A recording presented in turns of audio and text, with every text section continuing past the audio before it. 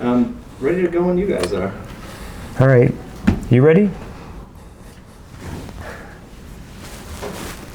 Yeah. All right. Hands in the air, let the rhythm flow. Ooh, let it flow. Together we rise, let the good vibes grow. Community conversations. Yeah, yeah. 321 Media and the Greater Mystic Chamber of Commerce are here for Community Conversations. We're at the Garde Arts Theater in New London with Steve Sigel. Hi, Steve. Hey, Bruce, how you doing? I'm doing great. And yourself? It's getting cold outside, and that's another time to celebrate because we know the holidays are coming, and we know it's going to be spring soon. Yes. And so, Steve, for those who don't know, tell me how you and your lovely wife, Jeannie, came to be here at the Garde Arts, and how many years have you been here? I came here in April of 1988. I was at the Berkshire Theater Festival prior to that. And when I left there, I was looking for another opportunity. And I saw this little ad for this little city that I hadn't really heard of called New London. And I came down and met a group of people who had saved this theater from likely demolition in 1985. And they were looking for someone to sort of figure out what to do with this big 1,400-seat movie palace. And that was 40 years ago, right? Almost. Yeah, so that's so 8, it's 37. yeah, I had to carry something. 37. Yeah. 37. So 37. tell me how when you first got here to Have you ever had a job for 37 years? That's a long time. It is a long time. 26 is my top. Oh, okay. Not bad. But tell me how when you got here in '88 to what the theater scene was like, to how it changed to get to 2025. What's different now? Well, I think what was different primarily was the moment in time in the history of the city, because what had happened just a few years prior to my arrival here was the opening of Crystal Mall, which was significant in that it really began the significant decline of the downtown. And so this theater, which had been closed as a Warner Brothers theater in 1976, and was under different local ownership, we just couldn't figure out how to really get it going, active.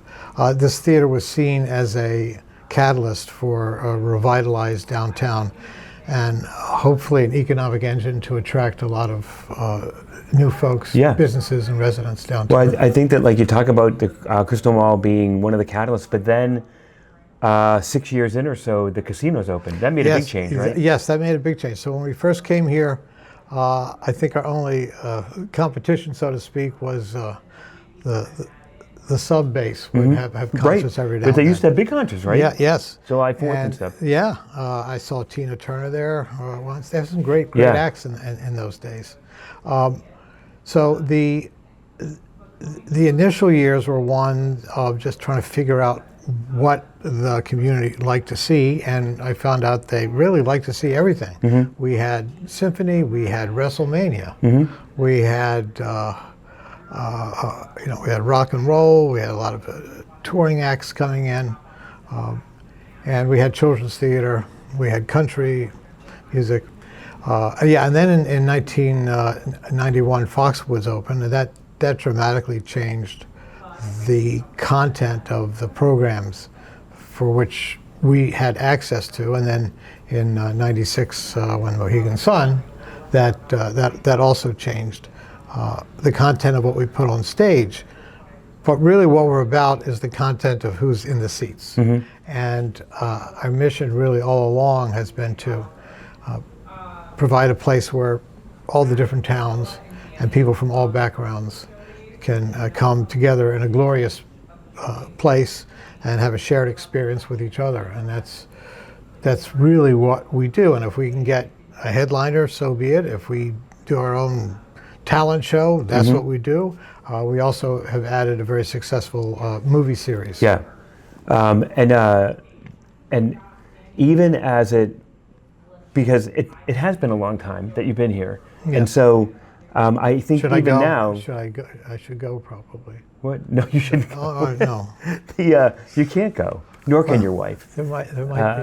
There might Yeah. be a zoning thing about how long I could live here. But anyway, I think it's written into somewhere. yeah, city charter. Or But something. you're like what you guys like. I think the movies is one of your like bread and butter. I think the community loves it, but also the stuff that you bring in, you're navigating around the casinos and what they book and trying to figure out what and you've been successful at it, which I don't think is easy. Well, yeah, no, it is not easy. It is not easy even the nature of live performance, especially after COVID, has really fundamentally changed. It's changed over time, but you now have these mega tours where there's one corporate entity, Live Nation, that controls venues and the artist's itinerary. And so what we're seeing a lot is that the larger spaces, arenas, and very large theaters. Ours is 1,400 seats, but it's about half the size of the Palace in Waterbury, and even more so of the Providence Performing Arts Center. So you're seeing a lot of artists just aiming for actually fewer performances with a lot more people because they end up making more money that way if they plan it right. So we focused in our Oasis room upstairs, for instance, which seats about 110 people. We've done some headliners as well as new and emerging artists right there, and we just did a little run of dinner theater. And so we're able to find niches where the performers themselves like the size and intimacy of what we have to offer, because it's about an experience for them sometimes, not just about, a big fee. But I think that the community likes it too, because when like in the last year I saw Colin Hay here.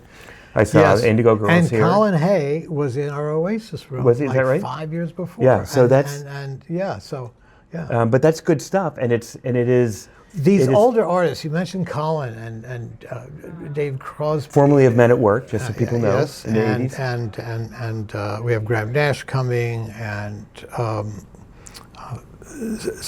Gordon Lightfoot, Chris Christopherson. These are a number of people who've passed away. What I'm fascinated with is how people musicians that really blossomed in the 60s and 70s and built their career around a lot of performing in small places, big, medium, and large, have a passion for performance in these kinds of venues.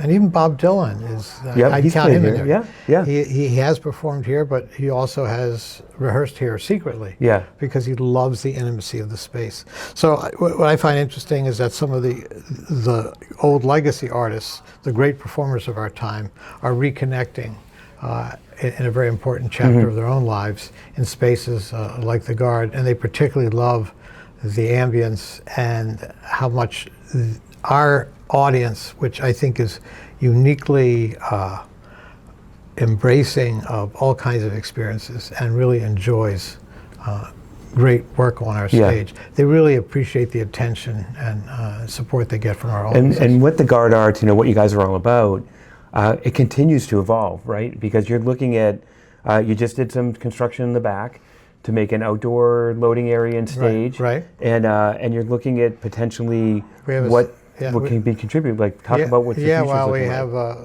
like. Well, the Garde. When I came here, the Garde was just the 1,400 seat theater, which didn't look anything like this does. Right, you guys a lot of renovation. It didn't look like this. This is brought back to its original decor, and it had a 4-story office building.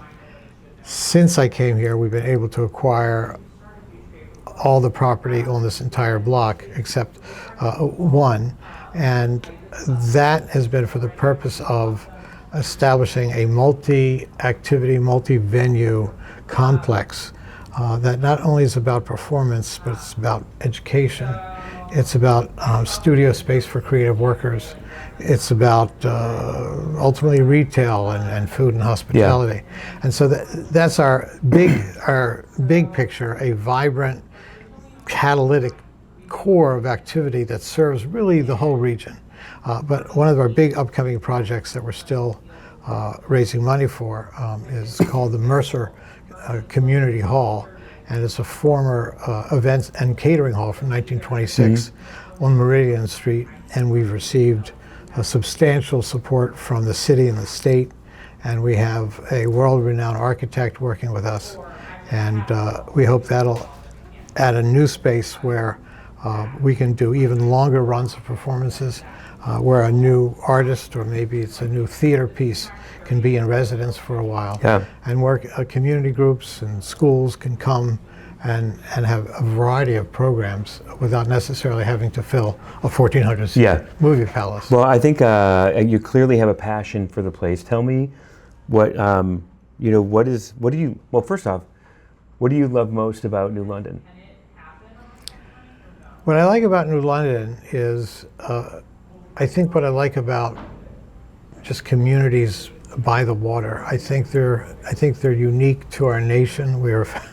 People came over by boat, and if you just look at the entire shoreline here, southeastern Connecticut, all obviously through Rhode Island and Boston, where I went to school, all these communities always have a kind of historic creativity, a legacy of innovation, and a diversity of race and economic class and ethnic background that makes a kind of a creative stew out of which I think our species figures out how to get along with each other in new and better ways. So to me, New London is like the microcosm of cities where I've worked, like San Francisco or Boston, but it's small enough that you can get your arms around it, and you can get to know people very quickly, and it's extremely inviting for newcomers. You don't have to be an old New Englander. Right. You have to be here for maybe a year, and then they go, okay, all right. Yeah. And what is your, maybe a hard question, but what is your, like your favorite performer or act that ever came through here? Not necessarily because you like them, but what show came in that? I think one of the more memorable ones was when we had Marvin Hamlish on our stage. And of course, he's the composer of Chorus Line and so many other great musical works and compositions. And he was one of our first headliners. And the theater, still all white, and didn't look like this, but had been cleaned up by a crew of the U.S. Fulton, the submarine tender here. And I didn't have any staff when I first came here, and just volunteers. And our best volunteers for really getting things going was from the Navy base. And these guys and women all put together a nice, clean space backstage, and we're ready for this kind of grand opening. I think it was in '89. And he asked them all to come out, and there they were in their whites. So the best times for me is when there's this bonding between something that's unique about our community and a visiting artist, and it just fits in real well. I mean, I've seen great performers, and great performers are great pretty much wherever they go, but it's when they extend themselves or find something about our community that's magical, and that the audience recognizes. Those are the special moments. That's well said.